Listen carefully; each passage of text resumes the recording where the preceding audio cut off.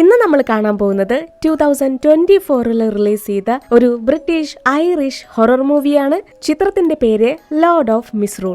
അപ്പൊ നമുക്ക് ഒട്ടും തന്നെ സമയം കളയാതെ ഈ ഒരു സൂപ്പർ നാച്ചുറൽ ഹൊറർ ചിത്രത്തിന്റെ മുഴുവൻ കഥ കണ്ടാലോ? അതിനു മുൻപ് നിങ്ങൾ എന്റെ ഈ ചാനൽ ആദ്യമായിട്ടാണ് കാണുന്നതെങ്കിൽ സബ്സ്ക്രൈബ് ചെയ്യാനായിട്ട് മറക്കരുത്. തൊട്ടടുത്തുള്ള ബെല്ലൈക്കണും കൂടി ഒന്ന് ക്ലിക്ക് ചെയ്യാം. ചിത്രത്തിന്റെ സ്റ്റാർട്ടിംഗ് സീനില് തകർന്നുപോയൊരു പാവയെ കാണിക്കുന്നു. ഒരു കൾട്ട് ഗ്രൂപ്പിന്റെ കുറേയധികം ഫോട്ടോസ് കാണിക്കുന്നുണ്ട്. അടുത്ത സീനില് സ്കോട്ട്ലാൻഡിലെ ചെറിയൊരു ഗ്രാമം, അവിടുത്തെ ഒരു ചർച്ച് നമുക്ക് കാണാം. ഇതാണ് ചിത്രത്തിലെ കഥാനായിക റെബേക്ക ഈ ചർച്ചിലേക്ക് പുതുതായിട്ട് വന്ന പ്രീസ്റ്റ് ആണ്. നായിക അങ്ങനെ ഒരു കുഞ്ഞിന്റെ മാമോദിസ ചടങ്ങുകളൊക്കെ ചെയ്തുകൊണ്ടിരിക്കുമ്പോൾ റെബേക്കയുടെ മകള് കണ്ണാടിയിലേക്ക് നോക്കി എന്തോ വല്ലാത്തൊരു രീതിയിൽ തന്റെ തലമുടിയൊക്കെ വലിച്ച് പറിച്ചെടുക്കുന്നുണ്ട്. എന്നിട്ട് ആ മുടിയെടുത്ത് ചെറിയൊരു പാവയുണ്ടാക്കി അതൊരു ബോക്സിനകത്ത് അടച്ചു വെക്കുക. കുഞ്ഞങ്ങനെ ഒരു കത്രിക എടുത്ത് അവൾ ഓമനിച്ച് വളർത്തുന്ന മുയലിന്റെ അടുത്തേക്ക് ചെന്നു. ഈ സമയം ഗ്രേസ് വീടിനെ വെളിയിലേക്ക് നോക്കുമ്പോൾ 3 മുഖംമൂടിക്കാര് അവളെ തന്നെ നോക്കിക്കൊണ്ട് നിൽക്കുക. ഗ്രേസും അവരെ തുറച്ചു നോക്കുന്നുണ്ട്.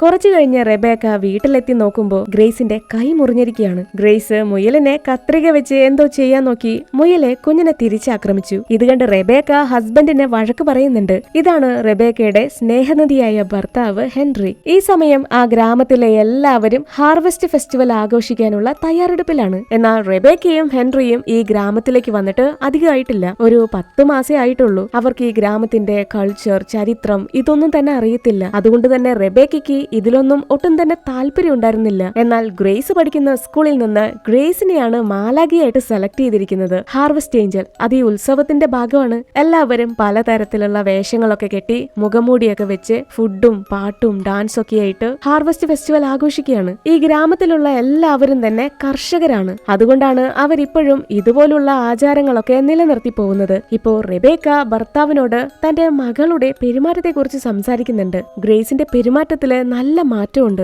അവള് മുൻപത്തെ പോലെയല്ല. പേരൻസ് ഈ സംസാരിക്കുന്നതെല്ലാം തന്നെ അപ്പുറത്തെ മുറിയിലിരുന്ന് ഗ്രേസ് ഒളിഞ്ഞിരുന്ന് കേൾക്കുന്നുണ്ടായിരുന്നു. ഈ സമയം ജോസ്ലിൻ എന്നൊരു കർഷകനെയാണ് നമ്മളെ കാണിക്കുന്നത്. പുള്ളിക്കാരൻ വീടിനകത്തേക്ക് വന്ന് വസ്ത്രങ്ങളൊക്കെ അഴിച്ചു മാറ്റി കിച്ചണിലേക്ക് ചെന്ന് ഒരു ഈച്ചയെ പിടിച്ച് ഞെരിച്ച് കൊല്ലുന്നുണ്ട്. ഈ സമയം റെബേക്ക ഹെൻറിയോടൊപ്പം ഫെസ്റ്റിവൽ കാണാനായിട്ട് വെളിയിലേക്ക് ഇറങ്ങി. എല്ലാവരും തന്നെ ഒത്തിരി സന്തോഷത്തിലാണ്. ഇവിടെ ജോസ്ലിൻ വീടിന് പുറത്തേക്ക് ഇറങ്ങി കാടിന് നേരെ നടന്നു പോകുന്നുണ്ട്. അവിടെ ചെറിയൊരു മരവീടുണ്ടായിരുന്നു. ആ ഷെഡിനകത്ത് നിറയെ മരക്കൊമ്പ് കൊണ്ടുള്ള വിച്ച് ക്രാഫ്റ്റും മൃഗങ്ങളുടെ എല്ലുകളും കല്ലുകളും അങ്ങനെ എന്തൊക്കെയോ ഉണ്ടായിരുന്നു. പുള്ളി അങ്ങനെ ഒരു മാസ്ക് എടുത്ത് വെച്ച് ജനാല വഴി പുറത്തേക്ക് നോക്കി. അപ്പതേ നേരത്തെ ഗ്രേസ് കണ്ട അതേ 3 മുഖംമൂടിക്കാര് ജസ്ലിനെ കാത്ത് പുറത്ത് നിൽക്കുന്നുണ്ടായിരുന്നു. ഈ സമയം റെബേക്ക ആ തിരക്കിനിടയില് തന്റെ മകളെ തെരഞ്ഞു നോക്കി. ഗ്രേസ് ഒത്തിരി സന്തോഷത്തില് കൂട്ടുകാരോടൊപ്പം കളിച്ചുകൊണ്ടിരിക്കുക. എന്നാൽ റെബേക്കയ്ക്ക് അതൊക്കെ കണ്ട് ഒത്തിരി സ്ട്രെയിഞ്ച് ആയിട്ട് തോന്നി. കുട്ടികള് ഏതാണ്ട് വിയേർഡായിട്ടുള്ള പാട്ടുപാടി ഗ്രേസിന് ചുറ്റും വലം വെക്കുന്നു. അപ്പോഴേക്കും ഒരു മുഖംമൂടിക്കാരൻ സ്റ്റേജിലേക്ക് കയറി നിന്ന്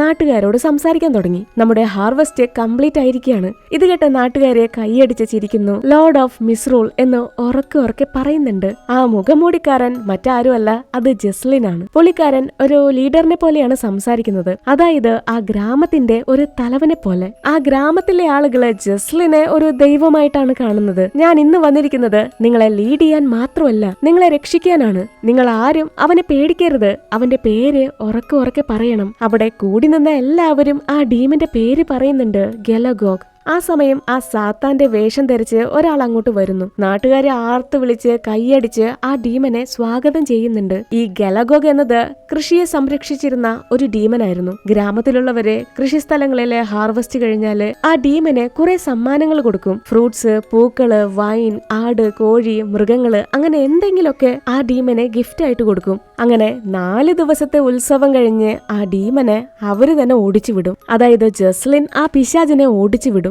അങ്ങനെ ഓരോ വർഷവും ഈ ഒരു ഹാർവെസ്റ്റ് തുടർന്നുകൊണ്ടിരിക്കും. അങ്ങനെ 1ാമത്തെ ദിവസം രാത്രി അവര് കാടിന് തൊട്ടായിട്ട് തീയൊക്കെ കത്തിച്ച് പാട്ടൊക്കെ പാടി ഡാൻസ് കളിക്കുക. എല്ലാവരും ആ ഡീമിന്റെ പേര് തന്നെ പറഞ്ഞുകൊണ്ടിരിക്കുകയാണ്. ഇപ്പോ റെബേക്ക ഐഡ എന്നൊരു മുത്തശ്ശിയോട് ചോദിക്കും, എനിക്ക് ഇതിനെക്കുറിച്ചൊന്നും അറിയില്ലായിരുന്നു. നിങ്ങൾ ഈ സാത്താനിലൊക്കെ വിശ്വസിക്കുന്നുണ്ടോ? അതിന് ഐഡ മുത്തശ്ശി പറയും, എല്ലാം നല്ലതിനു വേണ്ടിയാണ്. അവൻ നമ്മളെ ബ്ലെസ് ചെയ്യും. നമ്മൾ അവന് തിരിച്ച് കുറെ ഗിഫ്റ്റ് ഒക്കെ കൊടുത്ത് അവനെ പറഞ്ഞയക്കും. ഇത് കേട്ട് റെബേക്കയ്ക്ക് ചിരി വന്നു. എന്തായാലും ഈ കഥ കേൾക്കാൻ വളരെ സ്ട്രെയിഞ്ച് ആണ്. ചെകുത്താനെ ഓടിക്കാനാണെന്ന് പറഞ്ഞ് നിങ്ങളിപ്പോ അവനോടൊപ്പം ഡാൻസ് കളിക്കുന്നത് പോലെയല്ലേ. എന്തായാലും കൊള്ളാം. ഈ സമയത്താണ് റെബേക്ക ആ തിരക്കിനിടയില് തന്റെ മകളെ തെരയുന്നത്. ഗ്രേസിനെ ഇപ്പൊ ആ കൂട്ടത്തില് കാണുന്നില്ല. ഗ്രേസ് എപ്പോഴും ബ്രയണി എന്നൊരു പെൺകുട്ടിയോടൊപ്പം ആയിരിക്കും. നായിക ആ കുഞ്ഞിന്റെ അടുത്തേക്ക് ചെന്നു. ഗ്രേസ് എവിടെ? അതിന് ബ്രയനി വളരെ സ്ട്രെയിഞ്ച് ആയിട്ടാണ് അവളോട് മറുപടി പറയാ. അവള് പോയി. She's a way now. എന്താ നീ പറയുന്നേ? ഗ്രേസ് എവിടെ പോയിന്ന്? റെബേക്കയ്ക്ക് ആകെ പേടിയായി. അവള് ഹെൻറിയോട് മകളെ കാണാനില്ലെന്ന് പറഞ്ഞു. അവരെ ചുറ്റുപാടും തെരഞ്ഞു നോക്കി ഗ്രേസിനെ കാണുന്നില്ല.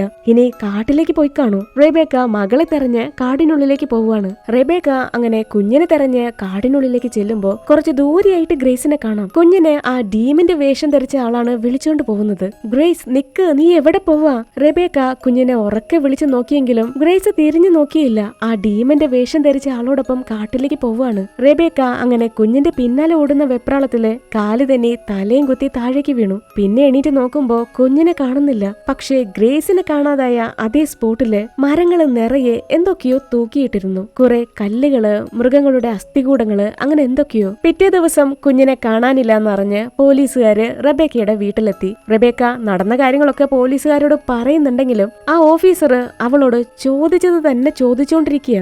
കുഞ്ഞിനെ എപ്പോഴാണ് കാണാതായത്? നിങ്ങൾ എപ്പോഴാണ് അവളെ അവസാനമായിട്ട് കണ്ടത്? നിങ്ങൾ കണ്ടതുപോലെ ഭൂതം തന്നെയാണോ കുഞ്ഞിനെ പിടിച്ചോണ്ട് പോയത്? ഇത് തന്നെ ചോദിച്ചുകൊണ്ടിരിക്കുക. അതായത് പോലീസ് അവരുടെ ഡ്യൂട്ടി ചെയ്യുന്നു എന്ന് മാത്രം. കുഞ്ഞിനെ കണ്ടെത്താൻ തീരെ താല്പര്യമില്ലാത്തതുപോലെ. റെബേക്കയ്ക്ക് ആ പോലീസുകാരന്റെ പെരുമാറ്റം കണ്ട് ആകെ വട്ടായി. മാത്രല്ല ആ ഓഫീസർ തെളിവിനായിട്ട് കുഞ്ഞിന്റെ ചില സാധനങ്ങളൊക്കെ ആ വീട്ടിൽ നിന്ന് എടുക്കുന്നുണ്ട്. എന്നാൽ റെബേക്ക ആകെ ഭ്രാന്ത് പിടിച്ചതുപോലെ ആ സാധനങ്ങളൊക്കെ അവരിൽ നിന്ന് പിടിച്ചു വാങ്ങി. പോലീസിനെ തന്നെ ആ വീട്ടിൽ നിന്ന് ഇറക്കി വിടുകയാണ്. അവള് കുഞ്ഞിന്റെ മുറിയിലേക്ക് ചെന്നു. ഗ്രേസ് തന്റെ മുടി കൊണ്ട് ഒരു പാവയെ ഉണ്ടാക്കിയിരുന്നില്ലേ, അതെടുത്ത് ദൈവത്തിനോട് പ്രാർത്ഥിക്കുന്നുണ്ട്. ഈ സമയം റെബേക്കയ്ക്ക് പിന്നിൽ നിന്ന് കുഞ്ഞിന്റെ ശബ്ദം കേൾക്കാം. ഫൈൻഡ് മീ, എന്നെ കണ്ടുപിടിക്കുക. റെബേക്ക പെട്ടെന്ന് തന്നെ ഞെട്ടി എണീറ്റ് മുറുക്കി പുറത്തേക്ക് ഇറങ്ങി. അന്ന് തന്നെ പോലീസും ഗ്രാമത്തിലെ മുഴുവൻ ജനങ്ങളും കുഞ്ഞിനെ തെരഞ്ഞ് കാട്ടിലേക്ക് ഇറങ്ങി. അവസാനം അവര് ഗ്രേസ് ധരിച്ചിരുന്ന മാലാഖയുടെ ചിറക് കണ്ടെത്തി. മറ്റു തെളിവുകളൊന്നും അവർക്ക് ആ കാട്ടിൽ നിന്ന് കിട്ടിയില്ല. പോലീസും ഗ്രാമത്തിലുള്ളവരും മടങ്ങിപ്പോയെങ്കിലും റെബേക്ക തനിയെ തന്റെ മകളെ തെരഞ്ഞു നടന്നുകൊണ്ടിരിക്കുക. ഈ സമയം ഭർത്താവ് അവളെ ഫോൺ ചെയ്യും. നീ എത്രയും പെട്ടെന്ന് വീട്ടിലേക്ക് വരണം. റെബേക്ക ഉടനെ തന്നെ വീട്ടിലെത്തി. കാര്യം എന്താന്ന് വെച്ചാല് അന്ന് ഫെസ്റ്റിവൽ നടക്കുന്ന സമയത്ത് ഹെൻറി അതെല്ലാം തന്നെ തന്റെ ഫോണില് പകർത്തിയിരുന്നു. ആ വീഡിയോയിലെ ഗ്രേസ് ആ ഡീമന്റെ വേഷം ധരിച്ചിരിക്കുന്ന പയ്യനോട് സംസാരിക്കുന്നത് കാണാം. ആ പയ്യൻ തന്റെ മുഖംമൂടി മാറ്റിയിട്ടാണ് ഗ്രേസിനോട് സംസാരിക്കുന്നത്. എന്നാലും ആ പയ്യന്റെ മുഖം വീഡിയോയില് വ്യക്തമായിട്ട് കാണാൻ വയ്യ. പക്ഷേ ആ പയ്യന്റെ ഇടത്തെ കൈയില് ട്രയാങ്കിൾ ടാറ്റു ഉണ്ടായിരുന്നു. ഇപ്പോ കുഞ്ഞിനെ തട്ടിക്കൊണ്ടു പോയിരിക്കുന്നത് ഈ ഗ്രാമത്തിലെ തന്നെ ഒരു പയ്യനാണെന്ന് അവർക്ക് മനസ്സിലായി. ഇപ്പോ ഓഫീസർ പറയും നമുക്കവനെ എത്രയും പെട്ടെന്ന് കണ്ടെത്താം, കാരണം ഇതൊരു ചെറിയ ഗ്രാമമാണ്, അധികം ആളുകളില്ല. അപ്പോ ഈ ടാറ്റു ഉള്ളവനെ കണ്ടെത്താൻ വളരെ എളുപ്പമാണ്. അങ്ങനെ പോലീസ് അവിടെ നിന്ന് പോയതിനു ശേഷം ഹെൻറി വൈഫിനെ സമാധാനിപ്പിക്കുന്നു. അവള് കഴിഞ്ഞ 2 ദിവസമായിട്ട് ഫുഡ് കഴിച്ചിട്ടില്ല, ഉറങ്ങിയിട്ടില്ല. അതുകൊണ്ട് ഹെൻറി വൈഫിനെയും കൂട്ടി തൊട്ടടുത്തുള്ള ഡൈനറിലേക്ക് പോയി. അവിടെയുള്ള നാട്ടുകാരൊക്കെ അവരോട് നന്നായിട്ട് സംസാരിക്കുന്നു. രണ്ടുപേരെയും ആശ്വസിപ്പിക്കുന്നുണ്ട്. ഈ സമയത്താണ് റെബേക്ക ആ ബാറിന്റെ ഓണറോട് ആ പയ്യനെ കുറിച്ച് ചോദിക്കുന്നത്. ഇതുപോലെ ഒരു ടാറ്റു ഉള്ള പയ്യനെ നിങ്ങൾ എവിടെയെങ്കിലും വെച്ച് കണ്ടിട്ടുണ്ടോ? അതിന് ആ ബാർ ഓണർ പറയും, എനിക്കറിയാം, അവൻ ആ നാഷ് ഫാമിലിയിലെയാണ്. അവന്റെ പേര് ഡെറി എന്നാണ്. അയാൾ അവർക്ക് ഡെറിയുടെ അഡ്രസ്സ് പറഞ്ഞു കൊടുക്കുന്നുണ്ട്. അന്ന് രാത്രി തന്നെ റെബേക്ക ഭർത്താവിനെയും കൂട്ടി ഡെറിയുടെ വീട് തെരഞ്ഞു പോയി. അവര് വീട് കണ്ടെത്തി. പക്ഷേ അവിടെ ആരും തന്നെ ഉണ്ടായിരുന്നില്ല. എന്നാൽ വീടിന് വെളിയില് കുറച്ച് ദൂരെയായിട്ട് പഴയൊരു ട്രെയിലർ കിടക്കുന്നുണ്ടായിരുന്നു. ഇനി ഡെറി അതിനകത്ത് ഒളിച്ചിരിക്കുകയാണെന്ന് കരുതി റെബേക്ക അങ്ങോട്ട് ചെല്ലുമ്പോ ഈ സമയത്താണ് ഡെറിയുടെ മുത്തശ്ശൻ നമ്മുടെ റെബേക്കയെ ആക്രമിക്കുന്നത്. മുത്തശ്ശൻ ഒച്ചയും ബഹളൊക്കെ വെക്കുന്നുണ്ട്. ഡെറി ഇവിടെ ഇല്ല, അവൻ എവിടെ പോയെന്ന് എനിക്ക് അറിയില്ല. ഉടനെ തന്നെ ഹെൻറി അങ്ങോട്ട് ഓടി വന്ന് മുത്തശ്ശനെ പിടിച്ച് മാറ്റുന്നുണ്ട്. നായിക പേടിച്ച് പതിയെ തന്റെ മകളെ തെരഞ്ഞ് ആ ട്രെയിലറിനകത്തേക്ക് ചെന്നു. എന്നാൽ അതിനകത്ത് ഡെറി ഉണ്ടായിരുന്നില്ല, കുഞ്ഞും ഉണ്ടായിരുന്നില്ല. ആ ട്രെയിലറിനകത്ത് ഒരു വുഡു ഡോൾ ഉണ്ടായിരുന്നു. ഏതൊരു മൃഗത്തിനെ നെടുക കീറി അതിനകത്ത് ഒരു പെൺകുട്ടിയുടെ പാവയെ കണ്ണും വായൊക്കെ കെട്ടിവെച്ചിരിക്കുകയാണ്. ശരിക്കും ആ പാവയെ കാണാൻ ഗ്രേസിനെ പോലെ തന്നെയാണ്. അവരങ്ങനെ തിരിച്ച് വീട്ടിലെത്തി ഹെൻറി വൈഫിനെ പറഞ്ഞു മനസ്സിലാക്കാൻ ശ്രമിക്കുക. ഇനി നമ്മൾ ഇതിന് പിന്നാലെ ഓടിയിട്ട് കാര്യമില്ല, എന്തായാലും പോലീസ് അവനെ കണ്ടുപിടിക്കട്ടെ, നമ്മൾ തനിച്ചല്ല. അതിന് റെബേക്ക പറയും, അല്ല ഹെൻറി, നമ്മൾ തനിച്ചാണ്. നമ്മൾ ദൈവത്തിന് വേണ്ടിയാണ് ഈ ഗ്രാമത്തിലേക്ക് വന്നത്. പക്ഷേ ആ ദൈവം ഈ ഗ്രാമത്തിൽ നിന്ന് വളരെ അകലെയാണ്. അവള് സങ്കടപ്പെട്ട് തന്റെ മുറിയിലേക്ക് പോയി. അന്ന് രാത്രി റെബേക്ക കുഞ്ഞിന്റെ ബെഡിൽ കിടന്ന് എങ്ങനെയൊക്കെയോ ഉറങ്ങാൻ ശ്രമിച്ചു. പക്ഷേ അവളെ കൊണ്ട് ഉറങ്ങാൻ കഴിഞ്ഞില്ല. റെബേക്കയ്ക്ക് ഗ്രേസിന്റെ കരച്ചിൽ കേൾക്കാം. തന്നെ രക്ഷിക്ക് എന്ന് പറഞ്ഞ് കുഞ്ഞ് കരയുന്നത് പോലെ. അവള് കുഞ്ഞിന്റെ കരച്ചില് കേട്ട് താഴേക്ക് ഇറങ്ങി ചെന്നു. അപ്പോ ലിവിംഗ് റൂമില് ഗ്രേസ് നിൽക്കുന്നുണ്ട്. പെട്ടെന്ന് എന്തൊക്കെയോ ശബ്ദങ്ങൾ ഉണ്ടാക്കി ഗ്രേസ് മമ്മിയുടെ കൈ പിടിച്ചു വലിച്ചു. അടുത്ത സെക്കൻഡിൽ തന്നെ റെബേക്ക കണ്ണു തുറക്കുന്നത് കുഞ്ഞിനെ കാണാതായ അതേ കാട്ടിലാണ്. ആ കാടിനകത്ത് ഗ്രേസിനെ കാണാം. അവള് ഗ്രേസിന്റെ പിന്നാലെ ആ കാട്ടിലേക്ക് നടക്കുന്ന നേരത്താണ് പെട്ടെന്ന് ഹെൻറി അവളെ ഉറക്കത്തിൽ നിന്ന് തട്ടി വിളിക്കുന്നത്. അവളിപ്പോ കണ്ടതെല്ലാം തന്നെ ഒരു സ്വപ്നമായിരുന്നു. അതോ ഗ്രേസ് തന്റെ മമ്മിയോട് എന്തെങ്കിലും പറയാൻ ശ്രമിക്കുന്നതാണോ? പിറ്റേ ദിവസം റെബേക്ക ചർച്ചിലേക്ക് പ്രാർത്ഥിക്കാനായിട്ട് വന്നിരുന്ന ഗ്രാമത്തിലെ ആളുകളോട് തന്റെ സങ്കടം പറയുന്നുണ്ട്. നിങ്ങൾക്കറിയാലോ, 2 ദിവസങ്ങൾക്ക് മുൻപ് എന്റെ മകളെ കാണാതായി. അന്നു മുതലേ എനിക്ക് പല വിഷൻസും കാണാം. എനിക്ക് എന്റെ കുഞ്ഞിനെ കാണാം. എനിക്ക് ഈ വിഷൻസ് കാണിച്ചു തരുന്നത് ഗോഡാണ്. ഞാൻ വിശ്വസിക്കുന്നുണ്ട് ദൈവം എനിക്ക് എന്റെ കുഞ്ഞിനെ തിരിച്ചു തരും. നമുക്ക് എല്ലാവർക്കും അതിനു വേണ്ടി പ്രാർത്ഥിക്കാം. അങ്ങനെ എല്ലാവരും ഗ്രേസിന് വേണ്ടി പ്രാർത്ഥിക്കുന്ന ഈ ഒരു സമയം ആ കൂട്ടത്തിൽ നിന്നൊരു ശബ്ദം കേൾക്കാം. അത് ജോസ്ലിനാണ്. പുള്ളിക്കാരൻ ഒരു ദൈവവിശ്വാസിയല്ല, ദൈവത്തിലെ വിശ്വസിക്കുന്നില്ല, ചർച്ചിലേക്കൊന്നും വരാറില്ല. അയാള് ദൈവത്തെ കുറ്റപ്പെടുത്തി സംസാരിക്കാൻ തുടങ്ങി. ഇല്ല, ഒരിക്കലും നിന്റെ ദൈവം നിന്നെ സഹായിക്കാൻ പോണില്ല. നിനക്ക് തോന്നുന്നുണ്ടോ നിനക്ക് ആ വിഷൻ കാണിച്ചു തന്നത് അത് ഗോഡാണെന്ന്? നിന്റെ കുഞ്ഞിപ്പോ ദൈവത്തിന്റെ കൂടെയല്ല, കുഞ്ഞിപ്പോ ഡെറിയുടെ ഒപ്പമല്ല, അവളിപ്പോ ഒരു മനുഷ്യരുടെയും കൂടെയല്ല. അതിന് റെബേക്ക ചോദിക്കും, അപ്പോ എന്റെ കുഞ്ഞെവിടെ? അവളെ ആരെ കൊണ്ടുപോയത്? അതിന് ജസ്ലിൻ പറയും, എല്ലാ വർഷവും ഞങ്ങൾ അവനെ പുറത്തേക്ക് ഇറക്കും. അവൻ വയലിൽ കാത്തു നിൽക്കും അവന്റെ സമ്മാനത്തിനായി. ഇനി അവന് 2 ദിവസം കാത്തിരുന്നാ മതി. ഇങ്ങനെ തലയും വാലും ഒന്നുമില്ലാതെ ജസ്ലിൻ എന്തൊക്കെയോ പറഞ്ഞ് ചർച്ചിൽ നിന്ന് ഇറങ്ങിപ്പോയി. റെബേക്ക ഒന്നും തന്നെ മനസ്സിലാവാതെ അമ്പരന്ന് നിൽക്കുക. നായിക ആകെ സങ്കടത്തിലായി വീട്ടിലേക്ക് തിരിച്ചെത്തി. ഇനി എന്താ ചെയ്യണോന്നറിയാതെ തല പുകഞ്ഞിരിക്കുക. അപ്പതേ റെബേക്കയുടെ അയൽവാസികള് അവളെ സമാധാനിപ്പിക്കാനാണെന്ന് പറഞ്ഞ് കുറെ ഫുഡും മദ്യവും ആയിട്ട് ആ വീട്ടിലേക്ക് വന്നു. തന്റെ കുഞ്ഞിനെ കാണാതെ ഒരമ്മ അവിടെ തകർന്നിരിക്കുമ്പോ അവർക്ക് അതൊന്നും തന്നെ ഒരു പ്രശ്നമേ അല്ല. ഏയുടെ മുത്തശ്ശിയും മിറി മുത്തശ്ശിയും തമാശയൊക്കെ പറഞ്ഞ് ചിരിച്ച് കളിച്ച് ഭക്ഷണമൊക്കെ ഉണ്ടാക്കാനുള്ള തിരക്കിലാണ്. റെബേക്കയ്ക്കും ഹെൻറിക്കും അതൊക്കെ ഒത്തിരി സ്ട്രെയിഞ്ച് ആയിട്ട് തോന്നി. ഹെൻറി വൈഫിനോട് ചോദിക്കും, നീ ഓക്കെയാണോ? എനിക്കറിയില്ല, ചിലപ്പോ ഇതൊക്കെ നല്ലതിനായിരിക്കാം. എന്തായാലും ഗ്രാമത്തിലുള്ളവര് അവരോടൊപ്പം നിൽക്കുന്നുണ്ടല്ലോ. ഇവിടെ മറുവശത്ത് ജോസ്ലിൻ തന്റെ വീട്ടിലിരുന്ന് ഒരു കോഴിമുട്ട പൊട്ടിച്ച് പ്ലേറ്റിലേക്ക് ഒഴിക്കുന്നുണ്ട്. എന്നാ അതില് 3ാമത്തെ എഗ്ഗില് ഒരു കോഴിക്കുഞ്ഞുണ്ടായിരുന്നു. അത് കണ്ടതോടെ ജോസ്ലിൻ പ്രത്യേക രീതിയില് ട്രയാങ്കിൾ ഷേപ്പിലെ കൈയൊക്കെ പിടിച്ച് എന്തൊക്കെയോ പ്രാർത്ഥിക്കുന്നുണ്ട്. മറുവശത്ത് റെബേക്കയുടെ വീട്ടിലും മിറി മുത്തശ്ശി കേക്ക് ഉണ്ടാക്കാനായിട്ട് മുട്ട പൊട്ടിക്കുന്നുണ്ട്. അതിനകത്തും ഒരു കോഴിക്കുഞ്ഞുണ്ടായിരുന്നു. ഉടനെ തന്നെ മിറി മുത്തശ്ശി ഐഡ മുത്തശ്ശിയോട് പറയും, മുട്ടയൊക്കെ ചീത്തയായി പോയി, നീ ചെന്ന് കൂടിനുള്ളിലെ മുട്ടയുണ്ടോന്ന് നോക്കിക്കേ. ഐഡ മുത്തശ്ശി അങ്ങനെ മുട്ടയെടുക്കാനായിട്ട് കൂടിനകത്തേക്ക് ചെന്നു. ആ കൂടിനകത്തും മുട്ടയൊന്നും ഉണ്ടായിരുന്നില്ല, കോഴികളെയും കാണുന്നില്ല. എന്നാൽ ആ കൂടിനകത്ത് ഒരു ചെകുത്താന്റെ നീണ്ട കൈകൾ കാണാം. മുത്തശ്ശി അത് കണ്ട് പേടിച്ച് വിറയ്ക്കാൻ തുടങ്ങി. അടുത്ത സീനില് നമ്മുടെ ഗ്രേസിന്റെ കൂട്ടുകാരിയില്ലേ ബ്രയണിയുടെ മമ്മി തന്റെ തലയിൽ നിന്ന് കുറച്ച് മുടിയൊക്കെ പറിച്ചെടുക്കുന്നുണ്ട്. എന്നിട്ട് ധൃതി പിടിച്ച് ആ മുടി കൊണ്ട് പാവി ഉണ്ടാക്കാണ്. ഉടനെ തന്നെ ബ്രയണി അതുപോലെ തന്നെ തന്റെ തലയിൽ നിന്ന് മുടി പറിച്ചെടുക്കുന്നുണ്ട്. ഈ സമയം ബ്രയണിയുടെ ഡാഡി ആ മുടിയൊക്കെ വാങ്ങി ബ്ലഡ് ഒഴിച്ചിരുന്ന ഒരു ചില്ല് പാത്രത്തിലേക്ക് ഇടുന്നുണ്ട്. ഇതേ സമയം തന്നെ റെബേക്ക ആ വീടിന് മുന്നിലൂടെ പോകുമ്പോ ജോർജ ബ്ലഡിന്റെ ജാറ് വീടിന് വെളിയിൽ തൂക്കിയിടുന്നത് ശ്രദ്ധിക്കുന്നുണ്ടായിരുന്നു. അത് മാത്രമല്ല, ആ ഗ്രാമത്തിലെ പല വീടുകളിലും ഗ്രേസിന്റെ ഫോട്ടോസ് ഒട്ടിച്ചു വെച്ചിരുന്നു. റെബേക്ക അങ്ങനെ ഇതൊക്കെ കണ്ട് ഒന്നും മനസ്സിലാവാതെ നിൽക്കുക. ഈ ഒരു സമയത്താണ് ആ ചെകുത്താനെ കണ്ട് പേടിച്ച് കിളിപോയ ഏയുടെ മുത്തശ്ശിയെ കാണുന്നത്. ചോദിച്ചിട്ടാണെങ്കിൽ പുള്ളിക്കാരിക്ക് ഒന്നും തന്നെ പറയാൻ വയ്യ. പേടിച്ച് കിളിപോയി എന്തൊക്കെയോ പിച്ചയും പെയ്യൊക്കെ പറയുന്നുണ്ട്. റെബേക്ക ഉടനെ തന്നെ ഏയുടെ മുത്തശ്ശിയെ വീട്ടിലേക്ക് കൊണ്ടുപോയി. മുത്തശ്ശിയുടെ കൈ പിടിച്ച് റെബേക്ക ദൈവത്തിനോട് പ്രാർത്ഥിക്കുക. എന്നാൽ ഇത്ര നേരം പേടിച്ച് കിളി പോയിരുന്ന മുത്തശ്ശി അവളോട് പറയും, നീ പ്രാർത്ഥിക്കുന്നത് അവന് ചിലപ്പോ ഇഷ്ടപ്പെടില്ല. മുത്തശ്ശി എന്തൊക്കെയോ പിച്ചിയും പെയ്യൊക്കെ പറയാണെന്ന് കരുതി റെബേക്ക അതൊന്നും തന്നെ കാര്യാക്കുന്നില്ല. വീണ്ടും പ്രാർത്ഥിച്ചുകൊണ്ടിരിക്കുകയാണ്. അടുത്ത നിമിഷം തന്നെ ആ വീടിനുള്ളിൽ നിന്ന് സ്ട്രെയിഞ്ച് ആയിട്ട് എന്തൊക്കെയോ ശബ്ദങ്ങൾ കേൾക്കാൻ തുടങ്ങി. ആ വീട് തന്നെ കുലുങ്ങുന്നുണ്ട്. ഇപ്പോ ഏയുടെ മുത്തശ്ശി ചോദിക്കും, നീ പേടിച്ചോ? അവൻ ഇവിടെ തന്നെയുണ്ട്, നീ അവനെ തിരിഞ്ഞു നോക്ക്. ഇതും പറഞ്ഞ് മുത്തശ്ശി റെബേക്കയുടെ കൈ മാന്തി പറിക്കുകയാണ്. റെബേക്ക പേടിച്ച് പേടിച്ച് തിരിഞ്ഞു നോക്കുമ്പോ എന്തോ ഒരു രൂപം ആ മുറിയുടെ അടുത്തേക്ക് വരുന്നുണ്ടായിരുന്നു. പക്ഷേ പെട്ടെന്ന് തന്നെ ആ മുറിയുടെ ഡോറങ്ങടഞ്ഞു. ഐഡ മുത്തശ്ശി ഈ സമയം എന്തൊക്കെയോ ഭ്രാന്ത് കാണിക്കാൻ തുടങ്ങി. മുടി പറിച്ചെടുക്കുന്നുണ്ട്, എന്തൊക്കെയോ പിച്ചും പെയ്യും പറഞ്ഞ് കരയുന്നുണ്ട്, പാട്ടുപാടുന്നുണ്ട്. റെബേക്ക ഉടനെ തന്നെ മുറിക്ക് പുറത്തേക്ക് ഇറങ്ങി. അവിടെ ഒന്നും തന്നെ ഉണ്ടായിരുന്നില്ല. ഇപ്പോ ഇവിടെ എന്തൊക്കെയോ നടക്കുന്നതെന്ന് റെബേക്കയ്ക്ക് യാതൊരു പിടുത്തവുമില്ല. മിറി മുത്തശ്ശിയാണെങ്കിൽ ഈ ഗ്രാമത്തെക്കുറിച്ചും ഇവിടെ നിലനിൽക്കുന്ന ആചാരങ്ങളെ കുറിച്ചൊക്കെ നായികയോട് പറയും. ഈ ഗലഗോഗ് എന്ന ഫെസ്റ്റിവല് 4 ദിവസം നീണ്ടു നിൽക്കുന്ന ഉത്സവമാണ്. 4ാമത്തെ ദിവസം പാതിരാത്രി ഇവിടെ കറുത്ത സൂര്യൻ ഉദിക്കും. അവരുടെ ദൈവമായ ചെകുത്താൻ ഭൂമിയിലേക്ക് വന്ന് അവരെ ബ്ലസ് ചെയ്യും. അതിന് റെബേക്ക ചോദിക്കും, ആ ഡീമനാണോ നിങ്ങളുടെ ദൈവം? അല്ല, അവൻ ഡീമനല്ല, ഗെലോഗോഗ് അവൻ ഈ ഗ്രാമത്തിന്റെ ജീവനാണ്. മിറിമുത്തശ്ശി ഒരു ബുക്ക് എടുത്ത് അത് റെബേക്കയ്ക്ക് കൊടുത്തു. അത് ഈ ഗ്രാമത്തിന്റെ ചരിത്രമാണ്. 1621 തോബിയാൻ ബ്രോൺ എന്ന ഈ ഗ്രാമത്തിന്റെ തലവൻ താൻ ഗെലോഗോഗിന്റെ സ്പിരിറ്റിനെ കണ്ടു, അവനോട് സംസാരിച്ചു എന്ന് പറഞ്ഞ് തോബിയാൻ അന്ന് ഈ ഗ്രാമത്തിന്റെ ദൈവമായിട്ട് മാറി. അവനെ ലോർഡ് ഓഫ് മിസ്രൂൾ എന്നാണ് വിളിച്ചിരുന്നത്. അതായത് തോബിയാൻ എന്ന ഗ്രാമത്തലവൻ ഈ ഗ്രാമത്തിലെ ഒരു ദൈവമായിട്ട് മാറി. അവൻ ഗ്രാമവാസികൾക്കിടയിലെ ഒരു വിശ്വാസം വളർത്തിയെടുത്തു. അങ്ങനെ ആ ഡീമൻ പല അത്ഭുതങ്ങളും അവർക്കിടയിൽ ചെയ്തിരുന്നു. കൃഷി, സമ്പത്ത്, അങ്ങനെയെല്ലാം. തോബിയാൻ അങ്ങനെ ആ ഡീമന് വേണ്ടി കാടിന് നടുക്ക് ഒരു കളപ്പുര പണിഞ്ഞു. അവിടെയാണ് അവന് വേണ്ടിയുള്ള സമ്മാനങ്ങൾ കൊടുത്തിരുന്നത്. ബ്ലെസ്സിങ്ങിന് പകരം ആ ഗ്രാമത്തിലുള്ളവര് ആ ഡീമന് കുറേയധികം സമ്മാനങ്ങൾ കൊടുത്തിരുന്നു. പഴങ്ങള്, പൂക്കള്, മൃഗങ്ങള്, അങ്ങനെയുള്ള സമ്മാനങ്ങളായിരുന്നു അവർ കൊടുത്തിരുന്നത്. എന്നാൽ ദുഷ്ടനായ തോബിയാൻ കുഞ്ഞുങ്ങളെയാണ് ആ ഡീമന് ഗിഫ്റ്റായിട്ട് കൊടുത്തിരുന്നത്. അവര് എത്ര കുഞ്ഞുങ്ങളെ ബലി കൊടുത്തെന്ന് പോലും ആർക്കും അറിയത്തില്ല.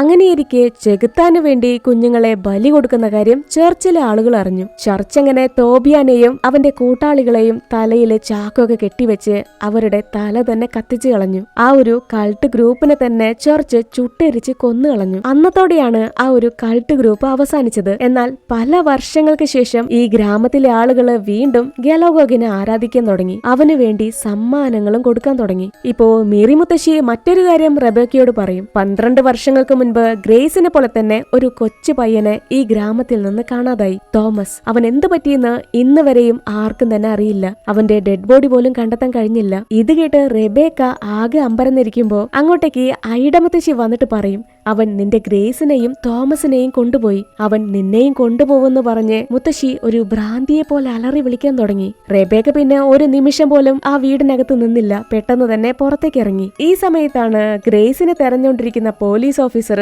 അവളുടെ അടുത്തേക്ക് വരുന്നത്. ഹലോ റെബേക്ക, നിങ്ങൾ എന്താ ഇവിടെ? നിങ്ങൾക്ക് എന്ത് പറ്റി? നിങ്ങൾ ഓക്കെ അല്ലേ?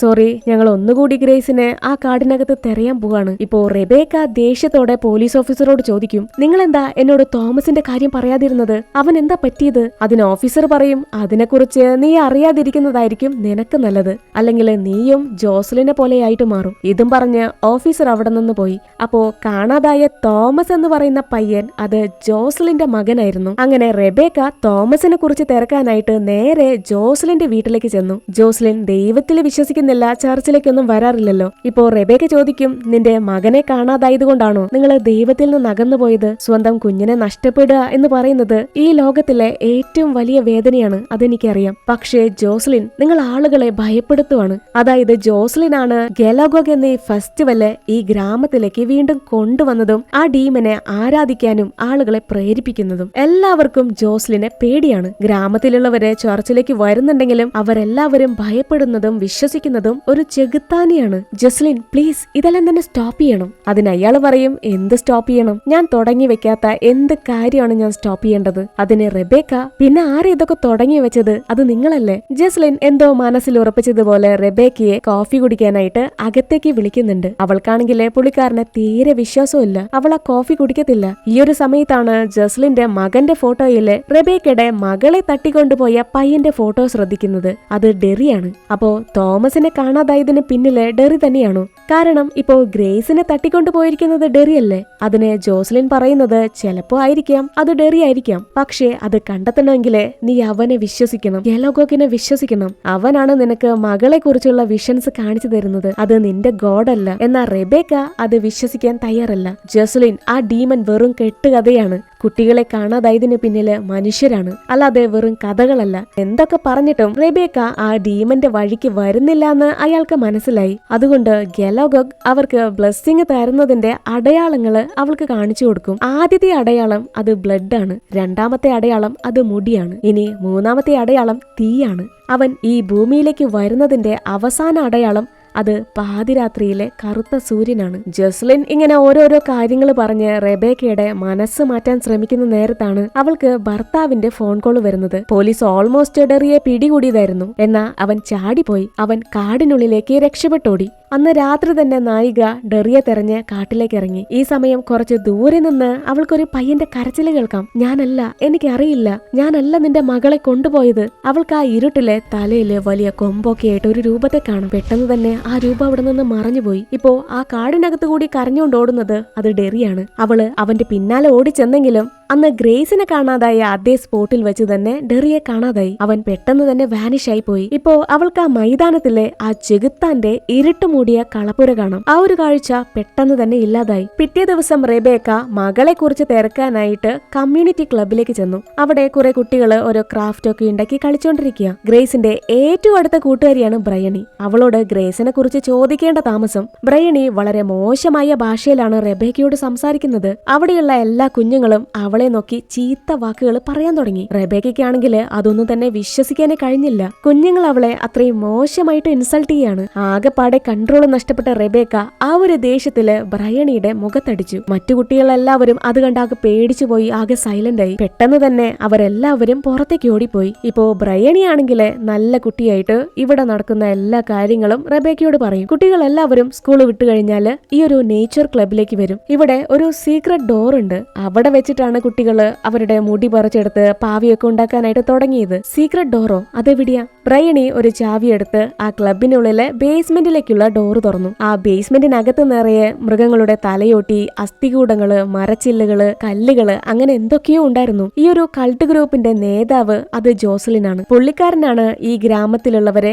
കൾട്ടിനെ കുറിച്ച് പഠിപ്പിക്കുന്നതും ആ സാത്താനെ ആരാധിക്കാനുള്ള മന്ത്രങ്ങളും കഥകളും പാട്ടുകളൊക്കെ പഠിപ്പിക്കുന്നത്. ഇപ്പോ ആ ഡീമനുള്ള ഗിഫ്റ്റ് ആണ് നമ്മുടെ റെബേക്കയുടെ മകള് ഗ്രേസ്. ഗ്രേസ് ഇപ്പൊ ഉള്ളത് അത് ആ കറുത്ത കളപ്പുരയിലാണ്. അതെവിടെയാണെന്ന് ബ്രയണിക്ക് അറിയാം. നായിക ഈ കാര്യങ്ങളൊക്കെ ചോദിച്ചറിയുന്ന നേരത്താണ് ബ്രയണിയുടെ ഡാഡി അങ്ങോട്ട് വരുന്നത്. ജോർജ് അവളെ ആക്രമിക്കുന്നുണ്ട്. നീ എന്റെ മകളെ തല്ലിയല്ലേ? അവൾ എന്തൊക്കെയോ പറഞ്ഞ് ജോർജിനെ പറഞ്ഞു മനസ്സിലാക്കാൻ ശ്രമിക്കുന്നുണ്ട്. നമുക്ക് എത്രയും പെട്ടെന്ന് പോലീസിനെ വിളിക്കണം. ഇവര് ഭൂതത്തിന്റെ പേരും പറഞ്ഞ് കുഞ്ഞുങ്ങളെ ബലി കൊടുത്തോണ്ടിരിക്കുക. എന്നാ ജോർജ് പോലീസിനെ വിളിക്കാൻ തയ്യാറാവില്ല. കാരണം ജോർജും ഈ കൾട്ടിന്റെ ഭാഗമാണ്. റെബേക്ക ആകെ കൺഫ്യൂസ്ഡ് ആയി ആ ക്ലബിൽ നിന്നിറങ്ങി. റെബേക്ക നടന്ന എല്ലാ കാര്യങ്ങളും അവള് ഹെൻറിയോട് പറയുന്നുണ്ട്. അന്ന് ഗ്രേസിനെ കാണാതായ പിറ്റേന്ന് പോലീസ് ഈ വീട്ടിലേക്ക് വന്നിരുന്നില്ലേ? അന്നവര് ഗ്രേസിന്റെ മുറിയിൽ നിന്ന് എവിഡൻസ് ആണെന്നും പറഞ്ഞ് കുറെ സാധനങ്ങൾ എടുക്കാൻ ശ്രമിച്ചിരുന്നു. അതെല്ലാം തന്നെ പോലീസ് തെളിവ് നശിപ്പിക്കാൻ ശ്രമിച്ചതാണ്. അതായത് ഗ്രേസിനെ കാണാതായതിന് പിന്നില് ആ കൾട്ട് ഗ്രൂപ്പ് അല്ല എന്ന് വരുത്തി തീർക്കാൻ ഇപ്പൊ പോലീസും മകളെ തെരയുന്നത് പോലെ ആക്ട് ചെയ്യാണ്. അവരൊരിക്കലും ഗ്രേസിനെ കണ്ടെത്താൻ പോകുന്നില്ല. ഈ ഗ്രാമത്തിലെ എല്ലാവർക്കും വട്ടാണ്. അവര് കുഞ്ഞുങ്ങളെ ബലി കൊടുത്തോണ്ടിരിക്കുക. ഇപ്പോ ഹെൻറി ആണെങ്കിലോ റെബേക്ക പറയുന്ന ഒരു കാര്യങ്ങളും വിശ്വസിക്കുന്നില്ല. റെബേക്ക ആകെ ഫ്രസ്ട്രേറ്റഡ് ആയി ഭർത്താവിനോട് ദേഷ്യപ്പെട്ട് താഴേക്ക് ഇറങ്ങിപ്പോയി. കുറച്ചുനേരം ചർച്ചിലേക്ക് പോയിരുന്ന് ദൈവത്തിനോട് പ്രാർത്ഥിക്കുകയാണ്. ഇപ്പോ അവൾക്ക് ഗ്രേസിന്റെ ശബ്ദം കേൾക്കാം. മൂന്നാമത്തെ അടയാളം, ദ ഗിഫ്റ്റ്, ദ ഫയർ. ഇതും പറഞ്ഞ് ഗ്രേസ് അവിടെ നിന്ന് മറഞ്ഞുപോയി. മറുവശത്ത് വൈഫ് പറഞ്ഞ ഈ കാര്യങ്ങളൊന്നും വിശ്വസിക്കാൻ തയ്യാറാവാതെ ഹെൻറി പോലീസ് സ്റ്റേഷനിലേക്ക് വിളിച്ച് കേസിനെ കുറിച്ച് ചോദിക്കും. പോലീസ് ആണെങ്കിൽ ഓൾറെഡി ഗ്രേസിന്റെ കേസ് ഫയല് ക്ലോസ് ചെയ്ത് കഴിഞ്ഞു. അവരിപ്പോ കുഞ്ഞിനെ കുറിച്ച് അന്വേഷിക്കുന്നില്ല. ഇത് കേട്ട് ഹെൻറിക്ക് ആകെ ദേഷ്യം വന്നു. അതെങ്ങനെ കുഞ്ഞിന്റെ പേരൻസിനെ അറിയിക്കാതെ പോലീസിന് എങ്ങനെ കേസ് ക്ലോസ് ചെയ്യാൻ പറ്റും? അപ്പോ റെബേക്ക പറയുന്ന കാര്യങ്ങളൊക്കെ സത്യമായിരുന്നോ? ഹെൻറി അങ്ങനെ സത്യങ്ങളെ തിരിച്ചറിയാണ്. ഇതേ സമയം റെബേക്ക ക്ലബിലേക്ക് ചെല്ലുമ്പോ ഗ്രാമത്തിലെ ആളുകളെല്ലാം ചേർന്ന് തീരിയൊക്കെ കത്തിച്ച് ആ ചെകുത്താനെ പ്രാർത്ഥിച്ചുകൊണ്ടിരിക്കുക. കൂടെ തന്നെ അവരെ കൺട്രോൾ ചെയ്യുന്ന ജോസ്ലിനും ഉണ്ടായിരുന്നു. അവിടെ കൂടി നിന്ന എല്ലാവരും എന്തൊക്കെയോ വിയേർഡായിട്ടാണ് സംസാരിക്കുന്നത്, പെരുമാറുന്നത്. അവരാരും തന്നെ റെബേക്ക മുൻപ് കണ്ടതുപോലെയല്ല. അവര് പറയുന്നത് റെബേക്ക ദൈവത്തെ ഉപേക്ഷിച്ച് ചെകുത്താൻ ആരാധിക്കണമെന്നാണ്. ഈ നേരത്താണ് ഹെൻറി തന്റെ വൈഫിനെ തെരഞ്ഞ് ക്ലബിലേക്ക് വരുന്നത്. അവൻ നോക്കുമ്പോ എല്ലാവരും റെബേക്കയ്ക്ക് നേരെ വട്ടം കൂടി നിൽക്കുകയല്ലേ. ഇതൊക്കെ നിന്റെ പണിയല്ലേ, മാറി നിൽക്കെന്നും പറഞ്ഞ് ഹെൻറി ജോസ്ലിന്റെ മുഖത്തടിച്ചു. അയാൾ ആ അടിയും വാങ്ങി വളരെ കാമായിട്ട് പറയും, നിങ്ങൾ രണ്ടുപേരും എത്രയും പെട്ടെന്ന് പുറത്തേക്ക് പോകണം. ഹെൻറിക്ക് ഇതൊക്കെ കണ്ട് ആകെ പേടിയാവാൻ തുടങ്ങി. എന്നാ ഗ്രാമത്തിലുള്ളവരാണെങ്കിൽ ഈ അടിയും ബഹളമൊന്നും ശ്രദ്ധിക്കാതെ ഓൾ ഈസ് ആസ് എന്ന് പറഞ്ഞ് ആ ചെകുത്താനെ കുറിച്ച് പാട്ടും പാടിക്കൊണ്ടിരിക്കുക. എന്തൊക്കെയാ ഇവിടെ നടക്കുന്നതെന്ന് ഹെൻറിക്ക് ഒരു പിടുത്തമില്ല. അവർ രണ്ടുപേരും തിരിച്ച് വീട്ടിലെത്തി. ഇനി അടുത്തത് എന്ത് സംഭവിക്കും? ഗ്രാമത്തിലുള്ളവര് എന്തോ പ്ലാൻ ചെയ്യുന്നുണ്ട്. അതെന്താന്ന് അവർക്ക് അറിയത്തില്ല. നമുക്ക് എത്രയും പെട്ടെന്ന് ഈ ഗ്രാമം വിട്ടു പോയാലോ? ഹെൻറി ആകെ ടെൻഷനായി. പെട്ടെന്ന് വീടിന് വെളിയില് തീ കത്തുന്ന വെട്ടം കാണാം. അവര് പുറത്തേക്ക് ഇറങ്ങി നോക്കുമ്പോ അവരിവിടെ നിന്ന് രക്ഷപ്പെട്ടു പോവാതിരിക്കാൻ കുറെ മുഖംമൂടിക്കാര് അവരുടെ കാറ് കത്തിച്ചിരിക്കുകയാണ്. ഹെൻറി ആ ഒരു തീ അണയ്ക്കാനായിട്ട് ഓടുന്ന വെപ്രാളത്തില് നമ്മുടെ റെബേക്കയെ ആരോ പിറകിലേക്ക് പിടിച്ച് വലിച്ചോണ്ടുപോയി. അത് ഗ്രേസിനെ തട്ടിക്കൊണ്ടുപോയി എന്ന് പറയുന്ന ഡെറിയാണ്. ഡെറി നായിക ഒച്ച വെക്കാതിരിക്കാൻ വാ പൊത്തിപ്പിടിച്ചിട്ട് പറയും, നിന്റെ ഗ്രേസിനെ കൊണ്ടുപോയത് ഞാനല്ല, അതാ ഡീമനാണ്. ഞാൻ അവളെ രക്ഷിക്കാനാണ് നോക്കിയത്. ഇപ്പോ റെബേക്ക അവനോട് ചോദിക്കും, എനിക്ക് എന്റെ മകളെ തിരിച്ചു വേണം, അവളെ എങ്ങനെ കണ്ടെത്തും? അതിന് ഡെറി പറയും, മകളെ രക്ഷിക്കാൻ ഒരേ ഒരു വഴി മാത്രമേ ഉള്ളൂ. റെബേക്ക തന്റെ ജീവൻ ആ ഡീമിന് കൊടുക്കുകയാണെങ്കിൽ ഗ്രേസിന്റെ ജീവൻ ആ സാത്താൻ തിരികെ തരും. റെബേക്ക തന്നെ സാക്രിഫൈസ് ചെയ്യണം. ഇവരങ്ങനെ സംസാരിച്ചു നിൽക്കുന്ന സമയത്ത് കുറെ മുഖമൂടിക്കാര് ഹെൻറിയെ പിടികൂടി അവനെ വലിച്ചോണ്ട് പോവുക. ഡെറി ആണെങ്കില് നായികയെ രക്ഷിക്കാൻ അവരുടെ ശ്രദ്ധ തിരിക്കാൻ ആ മുഖമൂടിക്കാർക്ക് പിടികൊടുത്തു. ഡെറി അടി വാങ്ങിച്ചു കൂട്ടുന്നുണ്ട്. എന്നാലും റെബേക്കയ്ക്ക് അവിടെ നിന്ന് ഓടി രക്ഷപ്പെടാൻ കഴിഞ്ഞില്ല. രണ്ട് മുഖമൂടിക്കാര് അവളെ തടയുന്നുണ്ട്. മാത്രമല്ല നിയമം തെറ്റിച്ച് റെബേക്കയെ രക്ഷിക്കാൻ ശ്രമിച്ച ടെറിയെ ആ കൾട്ടിന്റെ തലവനായ ജോസ്ലിൻ വലിയൊരു അരിവാളുകൊണ്ട് അതിക്രൂരമായിട്ട് കൊലപ്പെടുത്തി. ഈ ഒരു കാഴ്ച കണ്ട് റെബേക്കയ്ക്ക് തന്റെ തലയൊക്കെ ചുറ്റാൻ തുടങ്ങി. അവിടെ ബ്ലാക്ക് ഔട്ട് ചെയ്ത് അടുത്ത സീനില് നായിക കണ്ണു തുറക്കുമ്പോ അവളിപ്പോ ആ ക്ലബിനകത്താണ്. ഇപ്പോ ജോസ്ലിൻ പറയും, എല്ലാ ജോലികളും ഞാൻ ചെയ്തു തീർത്തു, ഇനി നിനക്ക് ഈ ഹാർവസ്റ്റിന്റെ മഹത്വം, സത്യം ഇതെല്ലാം ഞാൻ നിനക്ക് കാണിച്ചു തരാം. അയാൾ അങ്ങനെ മിസ്റൂൾ എന്ന ദുഷ്ടനായ തോബിയാനെ കുറിച്ച് വാ തോരാതെ സംസാരിച്ചുകൊണ്ടിരിക്കുക. റെബേക്ക ഈ സമയം ആ ഗ്രാമത്തിലുള്ളവരുടെ കരഞ്ഞ് കാലു പിടിക്കുന്നുണ്ട്. ഇങ്ങനെ ചെയ്യരുത്, ഇത് തെറ്റാണ്, എന്റെ കുടുംബത്തെ വെറുതെ വിടണം എന്നൊക്കെ പറഞ്ഞ്. അവരാരും തന്നെ ഇതൊന്നും കേൾക്കുന്നില്ല. ഈ സമയം ഹെൻറി വൈഫിനെ സമാധാനിപ്പിക്കും, നീ പേടിക്കരുത്, എനിക്ക് ഉറപ്പുണ്ട് നീ നമ്മുടെ മകളെ കണ്ടെത്തും, അവളെ തിരിച്ചു കൊണ്ടുവരും, നീ ഒരിക്കലും അവനെ പേടിക്കരുത്. അപ്പോഴേക്കും ജോസ്ലിൻ ഹെൻറിയെ അടിച്ച് ശരിപ്പെടുത്തി അവന്റെ തലയിലെ ഒരു ചാക്കൊക്കെ കെട്ടിവെച്ച് തീ കൊളുത്താണ്. ഈ ഒരു ക്രൂരമായ കാഴ്ച കണ്ട് റെബേക്ക നിലവിളിച്ച് കരയുന്നുണ്ട്.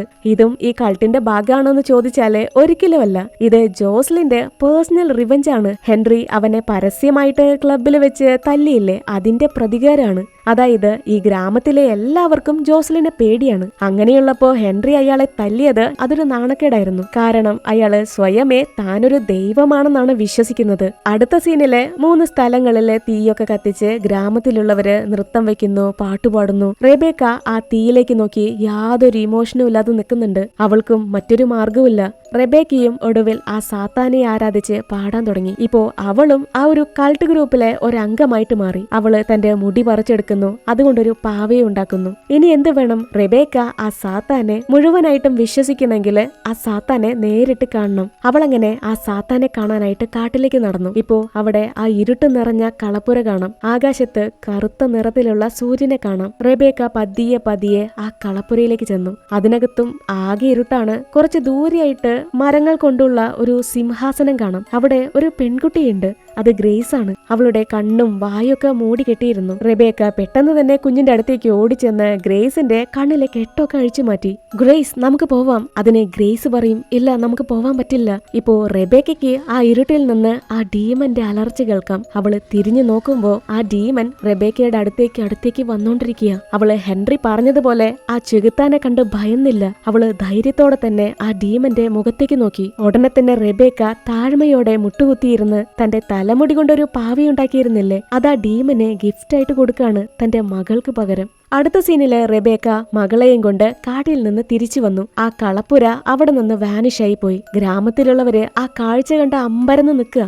ഇത് കണ്ട് ജോസ്ലിന് ആകെ ദേഷ്യം വന്നു. നീ ഞാനുണ്ടാക്കിയ ഉടമ്പടി തെറ്റിച്ചു, അവന് കൊടുത്ത ഗിഫ്റ്റ് നീ തിരിച്ചെടുത്തു. അയാള് ഗ്രാമവാസികളോട് പറയും, അവളെ പിടികൂട്, അവളെ കൊന്നുകളാ. എന്നാ ഗ്രാമത്തിലുള്ള ആരും തന്നെ മുന്നോട്ട് വന്നില്ല. ഇപ്പോ റെബേക്ക പറയും, ആരും തന്നെ എന്നെ തൊടാൻ പോണില്ല, കാരണം നിനക്ക് കഴിയാത്തത് എനിക്ക് ചെയ്യാൻ കഴിഞ്ഞു. ഞാൻ എന്റെ കുഞ്ഞിനെ തിരികെ കൊണ്ടുവന്നു. ഞാൻ ആ കളപ്പുരയിലേക്ക് പോയി ആ ഡീമന്റെ മുഖത്തേക്ക് നോക്കി. അവൻ എനിക്ക് തന്റെ മകളെ തിരികെ തന്നു. എന്നാൽ നീയോ തോമസിനെ രക്ഷിക്കാൻ ഒരിക്കലും തയ്യാറായില്ല, കാരണം നിനക്ക് അവനെ ഫേസ് ചെയ്യാൻ ഭയമായിരുന്നു. ഇത്രയും കാലം നീ ഈ ഗ്രാമത്തിലുള്ളവരെ പറ്റിക്കായിരുന്നു. നീ ആ സാത്താനെ കണ്ടു, അവന്റെ മുഖത്തേക്ക് നോക്കി എന്നൊക്കെ പറഞ്ഞ് ജോസ്ലിൻ തന്റെ മകനെ മനഃപൂർവ്വം ആ ഡീമിനെ സാക്രിഫൈസ് ചെയ്യായിരുന്നു. ഒരിക്കലും ഗലാഗോഗ് എന്ന സാത്താൻ കുഞ്ഞുങ്ങളെ ഗിഫ്റ്റ് ആയിട്ട് ചോദിച്ചിരുന്നില്ല. ഇവരെന്താണോ ഗിഫ്റ്റ് ആയിട്ട് കൊടുക്കുന്നത് അതാ സാത്താൻ കൊണ്ടുപോകും. ഇപ്പോ ഞാനാണ് മിസ്റൂൾ, ഞാനാണ് ദൈവം. ഞാൻ ആരാണെന്ന് നിനക്കിപ്പോ കാണിച്ചു തരാം. ഇന്നത്തോടുകൂടി നീ വിശ്വസിച്ചിരുന്ന ഈ മണ്ടത്തരങ്ങള് ഞാൻ അവസാനിപ്പിക്കാൻ പോവാണ് ജോസ്ലിൻ. നിന്നോടുകൂടി ഇതെല്ലാം തന്നെ അവസാനിക്കും. അത് പറഞ്ഞു തീർന്നതും ആ ഗ്രാമത്തിലെ ആളുകള് അയാളെ ആക്രമിക്കുന്നു. തീയിലേക്കിട്ട് ജോസ്ലിനെ കൊലപ്പെടുത്തുവാണ്. അടുത്ത ദിവസം റെബേക്ക ഗ്രാമത്തിലുള്ള എല്ലാവരെയും ചർച്ചിലേക്ക് വിളിച്ചു വരുത്തി അവരോടൊപ്പം ദൈവത്തിനോട് പ്രാർത്ഥിക്കുകയാണ്. ഇപ്പോ റെബേക്കയുടെ രൂപത്തിലും സംസാരത്തിലും നല്ല മാറ്റമുണ്ട്. ഗ്രേസ് സന്തോഷം കൊണ്ട് മമ്മിയുടെ കൈ പിടിക്കുന്നതും കാണിച്ച് വെച്ചാണ് ലോർഡ് ഓഫ് മിസ്റൂൾ എന്ന ഈ ഒരു ബ്രിട്ടീഷ് ഐറിഷ് ഹൊറർ മൂവി അവസാനിക്കുന്നത്. അപ്പോൾ ഇന്നത്തെ എൻ്റെ ഈ വീഡിയോ ഇഷ്ടപ്പെട്ടെങ്കിൽ ലൈക്ക് ചെയ്യാനായിട്ട് മറക്കരുത്, സപ്പോർട്ട് ചെയ്യുക. ഇനി സബ്സ്ക്രൈബ് ചെയ്യാത്തവരുണ്ടെങ്കിൽ മറക്കാതെ സബ്സ്ക്രൈബ് ചെയ്യുക. താങ്ക്